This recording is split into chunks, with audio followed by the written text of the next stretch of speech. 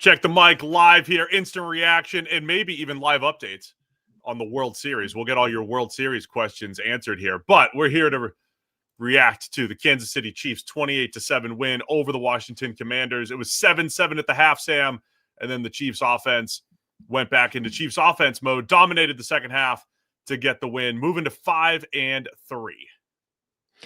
Yeah, it looked like it was going to be a close game. Was a close game, I guess, for a while.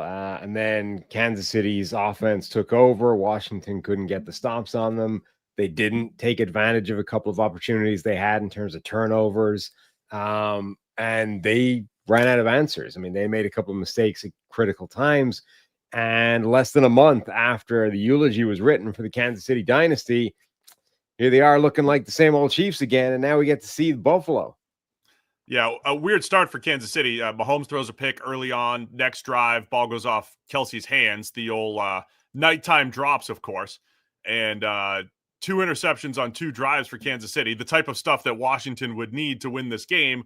But they made mistakes of their own. They were moving the ball really nicely. Ball goes off Deebo Samuel's face mask for an interception early on. And then they get stopped on 4th down twice. I mean, the first half, nobody punted. And right. It was only 7-7, right? You don't see that type of game often. The Commanders turning it over on downs twice and having the interception off of Deebo's face mask. So early on, I thought Washington did a good job hanging in there, but they made their own mistakes, didn't convert those 4th downs, and just ran out of time. Chiefs offense, too good. And same old deal, right?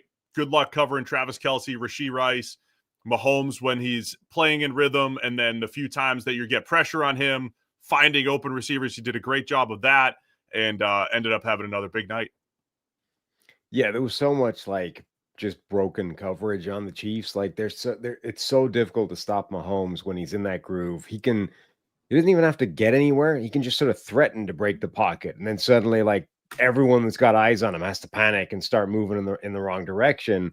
And then whoever's out in a pass pattern just finds a soft spot where they're not paying attention because they're so focused on Mahomes, and he's going to find that guy, and it looks like a complete total coverage breakdown, like massive gap in the defense. And it's because the guy just manipulates the entire thing by, again, not even fully scrambling, just like threatening to break the pocket and then dumping the ball off. Yeah. And one of the simple plays was one of the dump offs to Travis Kelce for 38 yards, being able to hold the ball for 8 or 9 seconds on that particular play. The O-line did a good job holding up. Mahomes has that patience. So the Chiefs have this combination of getting the ball out of the Mahomes' hands quickly, getting the ball into space to create yards after the catch. And then when they do need a big play, the ability to avoid pressure, find open receivers down the field.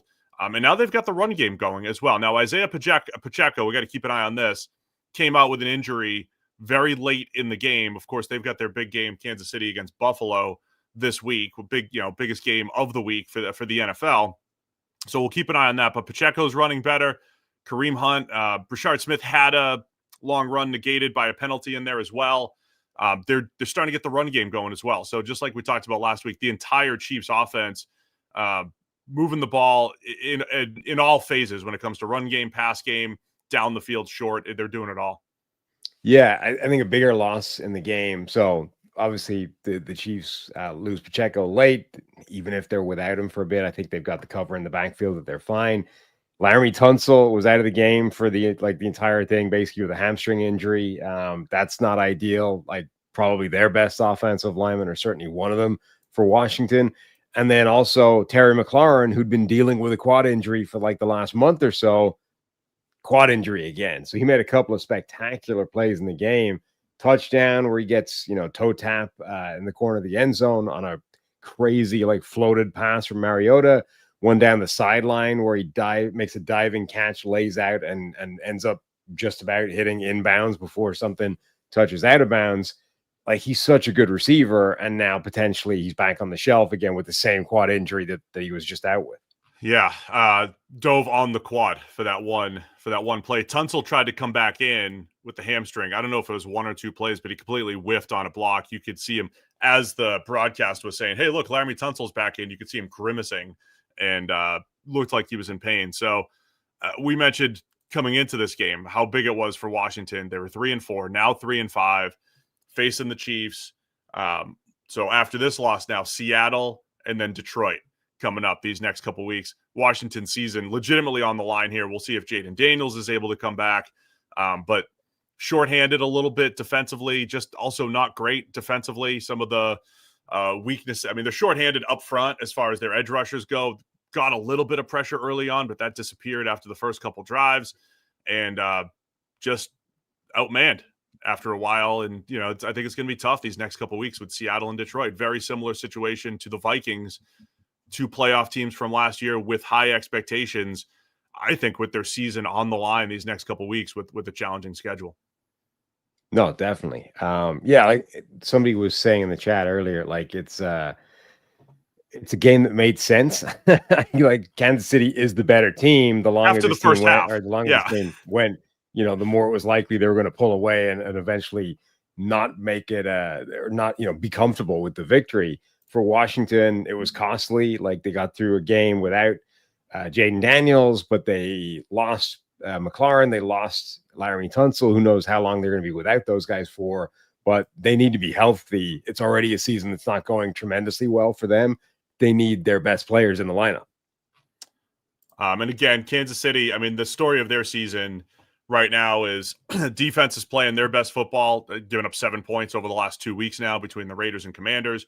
Offense, Rashee Rice, the yards after the catch ability that he brings to the table completely changes everything. Kelsey's playing pretty well. They don't need to force it to him, but he's still always open, even if he's not creating after the catch the way he did on that one where he was wide open. But good luck covering all four of those guys. They haven't even needed Tyquan Thornton, who is their best receiver the first 5 or 6 weeks of the season. So Chiefs Bills this weekend, man. We'll be previewing it on Thursday, but it's in Buffalo. Buffalo getting they lose Ed Oliver now. That was reported today. He's got a biceps injury that's going to sideline him probably until the playoffs. But getting the speed at corner, Maxwell Hairston, the rookie first rounder, getting him back, getting Michael Hoyt back, Larry Ogunjobi last week. So getting some reinforcements on defense, but it's going to be a great battle. Bills Chiefs, as it always is. Yeah, it should be. I mean, Buffalo answered their wobble last week, against Carolina with authority. The Kansas City Chiefs had their wobble like a month ago, and now they look like they're firing on all cylinders with everybody back in the lineup now. I mean, both teams look like potential Super Bowl teams like we thought they would. Now, I promised people they could ask World Series questions. Yeah. To you. Shohei, it's 5-5 right now, Sam, as we're recording. Shohei's got 2 bombs tonight.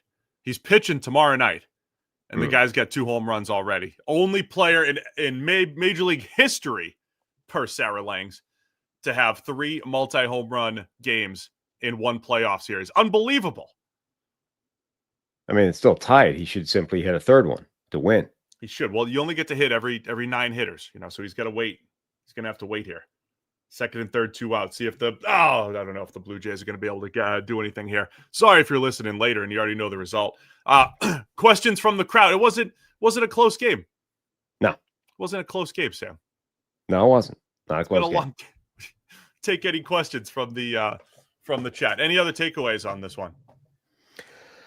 Not really. I mean, I thought Washington they tried to do the right things. I think they came out, they were aggressive. They were going for it on 4th downs. Like they were trying to do the stuff you probably need to do if you're going to upset the Chiefs with Marcus Mariota as your quarterback. And they weren't really getting the rub of the green. And I think they were a bit unlucky with some of there was a spot that they didn't get that was apparently 5 inches short that looked like a terrible spot. I thought they were unlucky. Yeah, whatever. That was the automatic replay thing there. The spot that the broadcast showed, if that was right when Zach Ertz's knee hit, like he was crossed the line, wasn't he? If that was right when his knee hit. That's the thing. The automation thing is just total crock. It's a waste of everybody's time. All it's doing is like precisely telling you how far the random ass guesswork of the spot is. Like all it's done is replace the chain guys, which were the chain was always the kind of irrelevant part of this anyway. The important part is where are they spotting the football? That's right. That's the thing that determines whether you're getting the first down or not. The fact that we then walk in with a chain and measure it. Okay, that was silly, but all we've done is change that part. The guy determining where the ball is spotted is still like finger in the air, absolute guesswork. And this one he guessed wrong by about half of a yard. I saw somebody suggest, I hadn't confirmed this. It's not, I mean, probably should, that the cameras in the stadium are spotting the ball, or is it the actual official I'm that are pretty sure it's the official. so that's what I didn't understand. Like, I really thought the Commanders were going to challenge that. Right. I think they probably should have. And then there was a couple others that they ended up getting right. That both McLaurin spectacular catches, the touchdown and then the diving catch, both called incomplete initially, then fixed. They were all right. It was fine. But yeah, I thought that fourth down one early probably should have gone the other way. But you're right. I mean, that's Washington played the game correctly, turned it over in Kansas City territory essentially 3 times between turnovers on downs and an interception. If you're going to pull the upset as 10-point plus underdogs, you need to convert those. You need to turn those into touchdowns. They did the right thing, not settling. That was one of those games like 10 years ago, 15 years ago. They settle for a couple field goals and they might be up, 6-0 or something like that. And it's like, this isn't going to last. You're not going to stop the Chiefs this entire game. And then they didn't. The second half, the Chiefs offense was just absolutely cooking and eventually just established their dominance, which they are on that side of the ball much better than Washington's defense. Yeah. And, like I said, Washington, they shot themselves in the foot a few times as well. Like you've got plays like the Johnny Newton, roughing the passer where he just tosses Mahomes to the ground. It's like, it's just, it's ticky-tacky, but it's stupid. You're going to get flagged for that in today's NFL. You can't do it. You made a good play. You then ruined the good play by getting a penalty at the end of it. It was a really dumb play. I mean, the game was over at that point. It was 28-7, but it was just dumb. You could see the frustration as the whistle is blowing and he's throwing him to the ground. So most of the excitement, I think, is looking forward. Washington at a big-time crossroads in their season at 3-5. Kansas City heads to Buffalo, their annual battle. Kansas City 5-3, moving in the right direction. Still have to deal with the Chargers and the Broncos. By the way, Broncos news today, Patrick Surtain, he's going to be out for the next 4 to 6 weeks. That includes a game against the Chiefs in 3 weeks in Denver. So it's a big blow for Denver. And if you're talking about matchups that you just want to see in a given season, Denver's defense against Kansas City's offense, the way both sides are playing, especially in Denver, tough blow for Denver, who's still sitting atop the AFC West. It might actually mean that Riley Moss gets eased up on a little bit. Maybe somebody's going to go somewhere else with the football instead of just relentlessly targeting him. Watch out for Jahdae Barron, man. Watch out for Barron. Any other baseball questions for Sam before we wrap it up? No. Great. Good game, man. Good game. It was competitive in the first half, not so much in the second. Shout out to Chris Berman, by the way, still doing the fastest 3 minutes in football. Is he working just 3 minutes a week? He's earned it. I think he's earned that. No, because they're saying like he always ends that by saying him and Boog are doing whatever long form version of that every week as well. I'd rather believe that Berman only shows up to do the fastest 3 minutes and that's it. I know they brought back NFL Primetime a couple years ago. I don't think that's still going, right? That was nice. NFL Primetime was special times. Special times. All right, you're ready for bed. Everyone's ready for bed. Go watch the rest of the World Series. It's tied up, 8th inning or whatever it is. Thanks to everybody for tuning in. We'll see you Wednesday. More Check the Mic. Hit subscribe.